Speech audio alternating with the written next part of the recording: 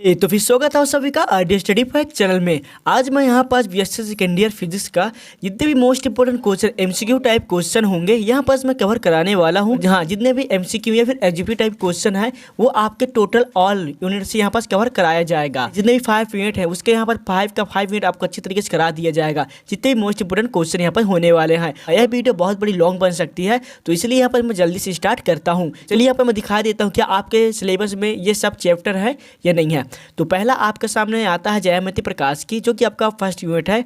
उसके बाद अब सेकेंड आता है प्रकाश का विव्यक्तीकरण। तीसरा आपका है विवर्तन। उसके बाद हमारा चौथा आता है ध्रुवण और उसके बाद हमारा पाँचवा आता है लेजर व फोटो सेंसर्स। तो आप लोग अच्छे तरीके से मिला लेना क्या आपकी यूनिवर्सिटी में है या नहीं है। और हाँ, आपको एक बात और क्लियर कर देता हूँ, बहुत सारी यूनिवर्सिटी में ऐसा पेपर आता है कि जिनमें एमसीक्यू टाइप ही क्वेश्चन पूछे जाते हैं। स्टार्ट करते हैं अपना फर्स्ट यूनिट। तो देखिए पहले यूनिट का हमारा क्वेश्चन आपके स्क्रीन में दिख रहा होगा। और हाँ, आपको बता देता हूँ कि मैं बस यहाँ पर मैं क्वेश्चन पढ़ूंगा और इसका डायरेक्ट आंसर बताऊंगा। यहाँ पर सोल्व नहीं कराऊंगा, बस आप लोगों को आंसर देखना है। को यहाँ पास मन में या फिर कमेंट में टाइप करते जाना है, जिससे आपके यहाँ पर अच्छी तरीके से रेडी हो जाएगा। आप लोग इस क्वेश्चन को भूल जाते हैं तो आप लोग 1 2 3 बार इस वीडियो को जरूर देख लेना, जिससे आप लोग को अच्छी तरीके से रिवीजन हो जाएगा। तो चलिए पहला क्वेश्चन आपका पहला आता है, 2 स्पर्शी लेंसों के लिए अवरक्ता की शर्त। यहाँ पर जो ω1 और f1 प्लस ω2 और f2 बराबर 0। तो यहाँ पास आप लोग ध्यान देना, जो हमारा ω1 और f1 है यहाँ पास दोनों 1 1 है।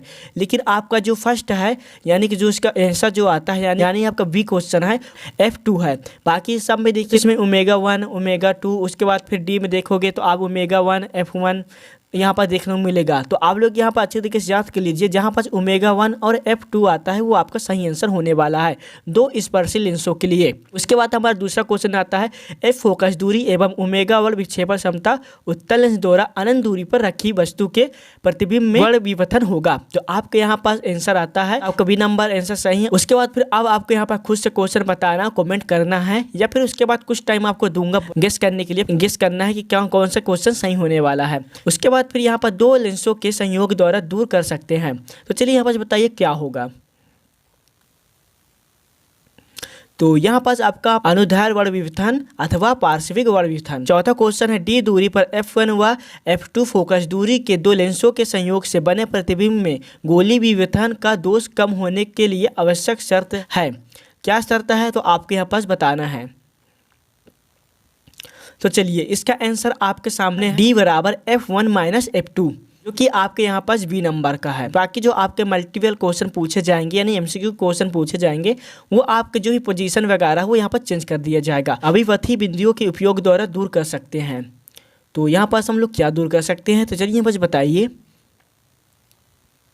तो इसका आंसर होता है गोलीय विवर्तन तथा कोमा का। उसके बाद हमारा अगला क्वेश्चन है, बेलनाकार लेंस के उपयोग से दूर करते हैं अबिंदुकता। 7वां क्वेश्चन आता है, स्पेक्ट्रोमीटर में उपयोग करते हैं।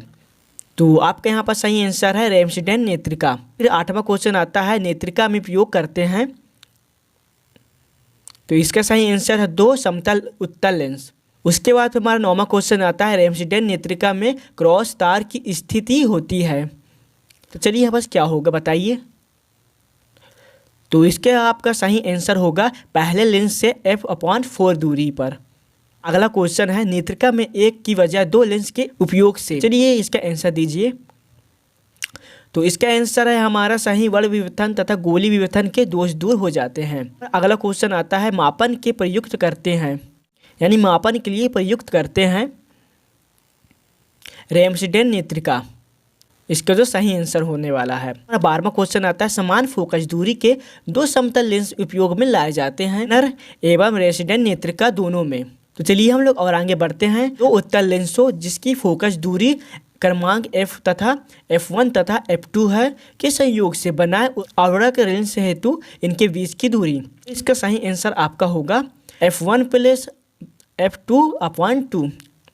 उसके बाद हमारा अगला क्वेश्चन है, समान पदार्थ के बने उत्तल लेंसों जिनकी फोकस दूरी क्रमांक 8 सेंटीमीटर तथा 4 सेंटीमीटर के संयोग से बने अवरक्त लेंस युक्त की फोकस दूरी होगी। तो यहाँ पास आपका पहला क्वेश्चन का आंसर पहला है यानी 6 सेंटीमीटर।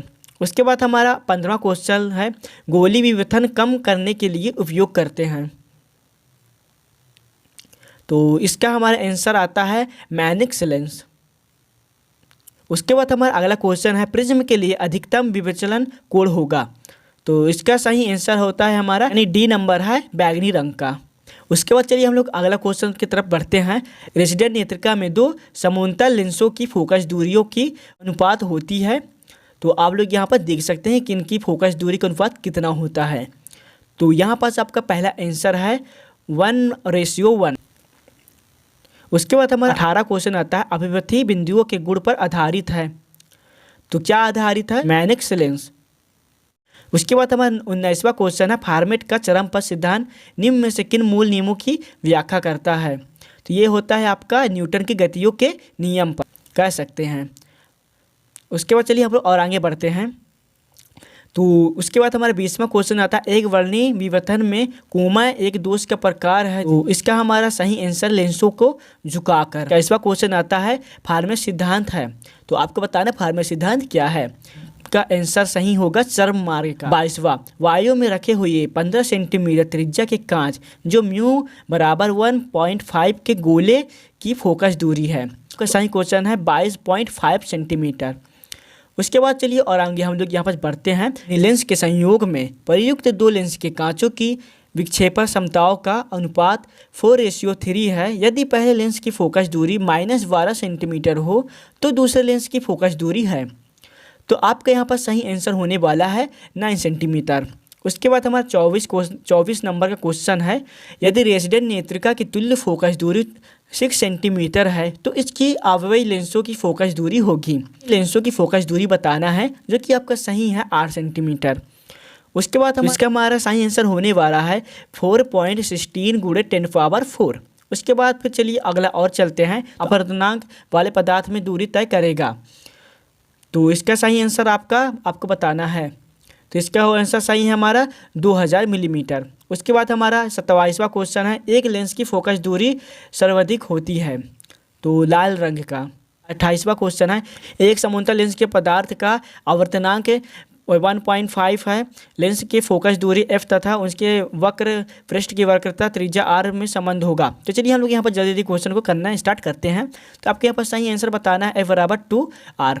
उसके बाद हमारा आगे क्वेश्चन न्यूनतम विचलन की स्थिति में रखे प्रिज्म के लिए निम्न में से असत्य कथन है। तो आपके यहाँ पर बताना है आपका ये सभी हैं यानी कि I = L2 फिर R = R2 उसके बाद I1 = R1। इसके बाद हमारा 30वां क्वेश्चन है एक मोटे लेंस की फोकस दूरी मोटाई बढ़ाने पर क्या होता है वो घटती है। उसके बाद हमारा अध्यारोपण की घटना में क्या होता है ऊर्जा का पुनर्वितरण होता है। उसके बाद हमारा 23वां आता है निर्मित बिंदुओं के लिए आवर्धन का मान होगा वो आपका मान होगा +1। उसके बाद चलिए और आगे हम लोग बढ़ते हैं। हम दूसरी मिनट की तरफ आ चुके हैं। तो चलिए हम दूसरे मिनट के क्वेश्चन को जल्दी यहाँ पर सॉल्व करते हैं। दो तरंगे जिनकी तीव्रताओं में 9:1 अनुपात है इनमें व्यक्तिकरण फलस्वरूप फ्रिंजें बनती है उनकी अधिकतम तथा न्यूनतम तीव्रताओं का अनुपात होगा या फिर है। तो आप लोग कह सकते हैं इसका 4:1। उसके बाद दो तरंगे जिनकी आयाम विकिरण के फलस्वरूप परिणाम पूंजी की अधिकतम तथा न्यूनतम तीव्रताओं का अनुपात होगा। तो आपके यहाँ पर बता सकते हैं वो हमारा 4:1। उसके बाद हमारा तीसरा आता है यंग का द्वि स्लिट प्रयोग प्रदर्शित करता है। तो चलिए इसको आप लोग बताइए। तो यह आपका है विव्यक्तीकरण। उसके बाद आपका चौथा क्वेश्चन आता है फ्रिंज की चौड़ाई बीटा का सूत्र है। तो आपके यहाँ पर सही आंसर होने वाला है बीटा = λd/2d। उसके बाद फिर चलिए हम लोग और आगे बढ़ते हैं। तो आपके सामने 5वां क्वेश्चन विव्यक्तीकरण संभव है अनुदैर्ध्य तथा अनुप्रस्थ तरंगों द्वारा। उसके बाद हमारा अगला क्वेश्चन एक द्विप्रिज्म के प्रिज्म कोण का भाग होता है लगभग अंश। उसके बाद हमारा 7वां क्वेश्चन है किसी गैस के आवर्तनांक म्यू की उसके दाब P पर निर्भर होती है कोष्टक ओपन म्यू -1 कोष्टक क्लोज। उसके बाद फिर समानुपाती इसको जो होता है उसको हम नितांक कहते हैं नितांक = P। उसके बाद हमारा 8वां क्वेश्चन है सफ़ेद प्रकाश में सावन के बुलबुले का रंग दिखाई देने का कारण का व्यक्तीकरण। उसके बाद चलिए और आगे हम लोग बढ़ते हैं फनाकार फिल्म में प्रकाश की मार्ग अंतर होता है। तो आपके यहाँ पर सही आंसर होने वाला है μT कोष्टक ओपन r+θ क्लोज कोष्टक बंद। हमारा 10वां क्वेश्चन न्यूटन वल्य प्रयोग में वलयाकार फ्रिंजें प्राप्त होती है। तो वो है आपका यहाँ पास आपका आयाम विभाजन द्वारा। 11वां क्वेश्चन, फनाकार फिल्म में प्रिज्म की चौड़ाई होती है तो आपके यहाँ पास होता है लेमडा अपान 2 म्यू थीटा। उसके बाद आपका यहाँ पास 12वां क्वेश्चन, फनाकार फिल्म में फ्रिंज की आकृति होती है तो आपके यहाँ पास होता है सररेखी। उसके बाद हमारा NV अद्युक्त न्यूटन रिंग का व्यास DN होता है तो आपके यहाँ पास सही आंसर है d² n बराबर 4n लेमडा r। उसके बाद हमारा 14 आंसर है, न्यूटन वल्ल प्रयोग में तरंग दैर्घ्य होता है तो आपके यहाँ पास याद कर लेना अच्छी तरीके से कि लेमडा बराबर d² n + p - d² n upon 4r। उसके बाद हमारा 15वां क्वेश्चन हैंडी-नेजर फ्रिंजे है तो आपके यहाँ पास सही आंसर होने वाला है माइकल्स फ्रिंजे। उसके बाद हम माइकल्स व्यक्तिकरण मापी में फ्रिंज बनती है तो आपके यहाँ पास बताना है वृत्ताकार अनंत पर। उसके बाद हमारा माइकल्स व्यक्तिकरण मापी में दृष्टि क्षेत्र में से एक फ्रिंज गुजरती है तो गतिशील दर्पण का विस्थापन होगा तो यहाँ पास आपका आएगा लेमडा अपान 2।